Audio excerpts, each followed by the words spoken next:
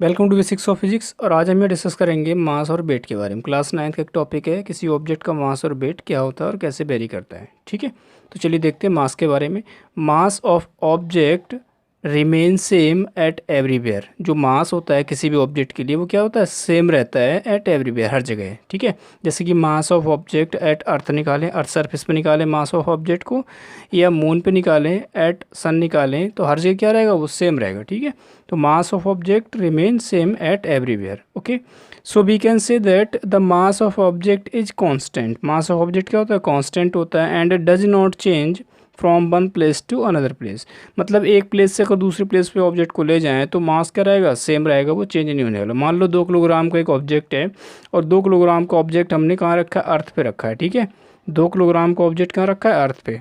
तो अर्थ पे जो मास होगा वही कहाँ होगा, उसका मून पे। मून पे भी अगर हम बात करेंगे तो 2 किलोग्राम ही होगा, ऐसा नहीं होगा कि 1.9 हो जाए या फिर 2.1 हो जाए। ठीक है, तो मास जो है वो क्या रहता है, आपका सेम रहता है। हाँ, कुछ कंडीशंस होती हैं यहाँ पे, रेस्ट मास और बाकी दूसरे मास की बात करते हैं, वो फिर बियॉन्ड ऑफ द सिलेबस है। तो लेकिन अगर नॉर्मली मास की बात करें तो मास क्या रहेगा, आपका सेम रहेगा। ठीक है, हर पोजीशन पे, हर जगह पे मास क्या होता है, चेंज नहीं होता है। ठीक है, अब बात कर लेते हैं वेट की। देखिए वेट क्या होता है, वेट की बात करें तो weight of an object is the force with which it is attracted toward the earth. Weight क्या है, किसी भी ऑब्जेक्ट के लिए एक फोर्स है विद विच, जिसकी वजह से वो ऑब्जेक्ट क्या होता है, अट्रैक्टेड होता है टूवर्ड द अर्थ। अर्थ की तरफ क्या होता है, वो अट्रैक्ट होता है। ठीक है, तो अगर एक ऑब्जेक्ट अर्थ की तरफ अट्रैक्ट हो रहा है, अर्थ की तरफ अट्रैक्ट हो रहा है, तो हम ये कहते हैं कि उस ऑब्जेक्ट के पास क्या वेट है। अगर उस ऑब्जेक्ट के पास मास भी है और वो अट्रैक्ट हो रहा है तो उसके पास क्या होगा, वेट होगा। ठीक है, वेट के लिए दो चीज़ ज़रूरी है, मास और एक्सेलरेशन। कैसे, देखिए यहाँ से समझते हैं इसको कि फोर्स की अगर हम बात करें, क्योंकि यहाँ पे अट्रैक्शन फोर्स की बात हो रही है, तो फोर्स क्या होता है, मास इनटू एक्सेलरेशन।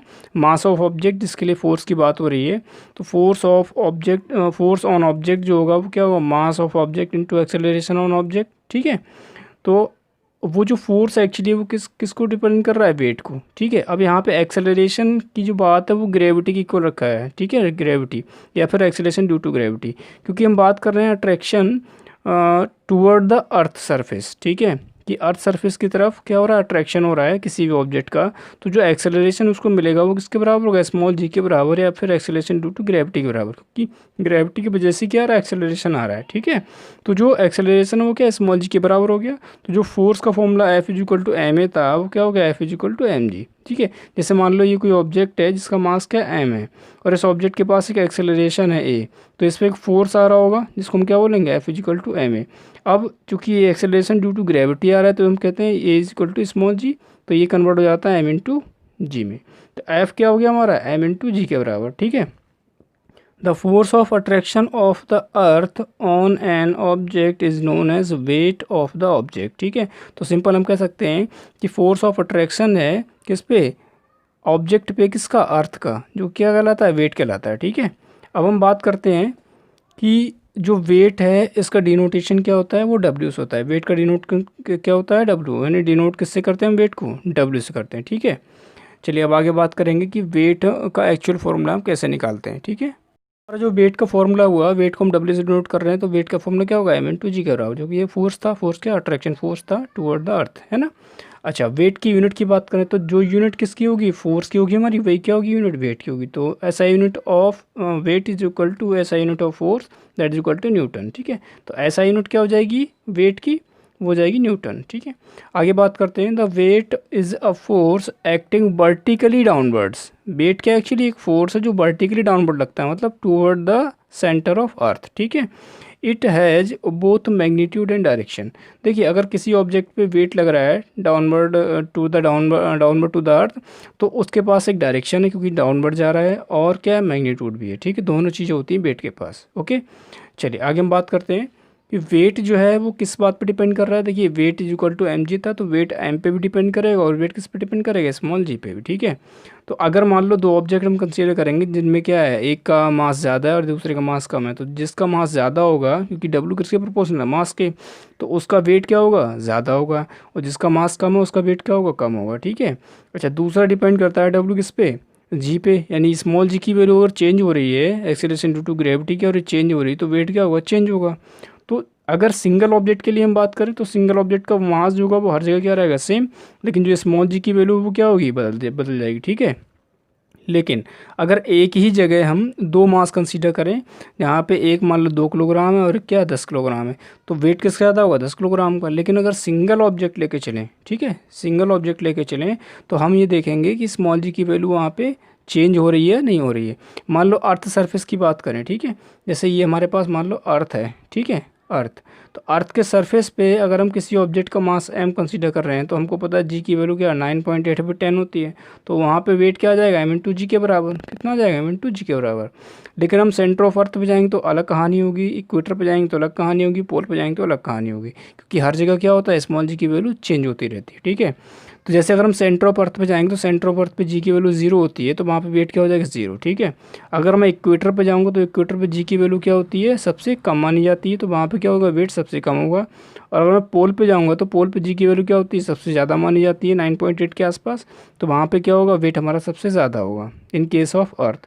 लेकिन अगर हम मून पे चले जाएँ, हम सन पे चले जाएँ, तो वहाँ पे जी की वैल्यू क्या होती है, वेरी होती रहती है, तो उस केस में क्या होगा, वेट भी क्या होगा, वेरी करेगा, ठीक है। तो चलिए देखते हैं, अगर मैं मून पे निकालूँ वेट तो कैसे हम कैलकुलेट करेंगे, ठीक है। Wait of an object on moon, moon की बात करते हैं। देखिए वेट का फॉर्मूला क्या होता है, weight is equal to m into G, है ना। तो मून के लिए बात करें तो स्मॉल m ने यहाँ पे सफिक्स ले लिया, ठीक है। तो weight for moon is equal to mass of the object and gravity at the moon, ठीक है।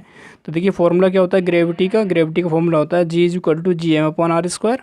अगर मैं अर्थ की बात करता हूँ तो जी कैपिटल हो गया, M E upon R E square, तो ई फॉर अर्थ है। तो यहाँ पे जो मास हम यूज़ कर रहे हैं वो अर्थ का यूज़ कर रहे हैं, रेडियस किसका यूज़ कर रहे हैं, अर्थ का यूज़ कर रहे हैं, ठीक है। तो यहाँ पे जी अर्थ क्या होता है हमारा, G M E upon R E square. तो अगर मून के लिए जाएंगे तो क्या हो जाएगा, G moon is equal to क्या हो जाएगा हमारा, G M for moon upon R for moon square, यानी कि जो मास होगा मून का होगा और रेडियस किसकी होगी, मून की होगी, ठीक है।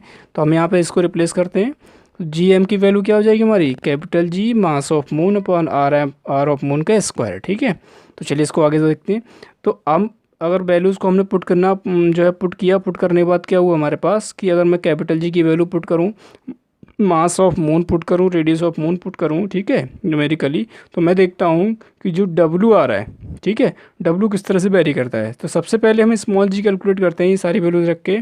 तो स्मॉल जी की जो वैल्यू है मून पे वो आती है जी/6, यानी जो अर्थ पे आ रही है, ठीक है, स्मॉल जी की वैल्यू उसका 1/6 आती है मून पे। तो ये चीज़ हमको ध्यान रखना है कि ग्रेविटी एट मून, या फिर कह सकते हो acceleration due to gravity at moon is equal to 1/6 of acceleration due to gravity at earth, ठीक है। तो अगर इसमें चेंजेस आ रहा है 1/6 का, तो वेट का भी क्या होगा, 1/6 हो जाएगा। तो वेट ऑफ मून क्या हो जाएगा, मास इंटू जी अपॉन 6। तो मास इंटू जी क्या होता है, वेट होता है अर्थ पे। तो weight of moon is equal to क्या हो जाएगा, weight of earth divide by 6, ठीक है। तो अगर मान लो कि कोई चीज़ 60 न्यूटन की है अर्थ सरफेस पे, तो मून पे जाकर कितनी हो जाएगी वो 60/6 यानी 10 न्यूटन, ठीक है। तो अगर आपका वेट मान लो 60 न्यूटन है, तो आपका वेट कितना हो जाएगा, 10 न्यूटन हो जाएगा, कहाँ पे जाके, मून पे, ठीक है। तो मतलब आपका जो वेट है वो थोड़ा कम हो जाएगा, आप हल्के महसूस करोगे वहाँ पे, ठीक है। ये मास नहीं बदल रहा है, ये वेट बदल रहा है, लेकिन मास की बात करेंगे तो मास वही रहना है, चाहे वो अर्थ पे हो चाहे वो क्या हो, मून पे हो, ठीक है। तो हमको बस ये ध्यान रखना है कि जो ग्रेविटी होती है मून पे वो कितनी होती है, 1/6 होती है ऑफ द अर्थ। तो वेट भी क्या होगा, 1/6 होगा, ठीक है। लेकिन मास में कोई चेंज नहीं आएगा, मास वही रहना है, जो अर्थ पे वही क्या रहना है, मून पे रहना है, ठीक है। सो ये फ़र्क होता है, क्या क्या फ़र्क होता है बेसिकली, कि मास कांस्टेंट रहता है हर जगह, है ना। और वेट क्या होता है, बदलता रहता है अकॉर्डिंग टू द स्मॉल जी। और वेट के पास डायरेक्शन भी है और क्या है, मैग्नीट्यूड भी, जबकि मास के पास कोई डायरेक्शन नहीं होती है, सिर्फ मैग्नीट्यूड होता है। अच्छा, वेट 0 हो सकता है जबकि मास 0 नहीं होता है, ठीक है। ओके, तो ये सब 3-4 चीज़ आपको ध्यान रखनी है वेट और मास के बारे में। ओके, चलिए बात करते हैं, जैसे हम कहते हैं 10 किलोग्राम, तो 10 किलोग्राम मास होता है हमारा, वेट नहीं होता है, लेकिन 10 न्यूटन क्या होगा हमारा, वेट हो जाएगा, ठीक है। तो जो फोर्स एक्चुअली वही क्या होता है, वेट होता है in the case of attraction toward the earth surface, ठीक है, for an object. So I hope आपको समझ आ गया हो मास और वेट के बारे में, और अगर कोई डाउट है तो कमेंट सेक्शन में बताइए, एंड थैंक्स फॉर वॉचिंग।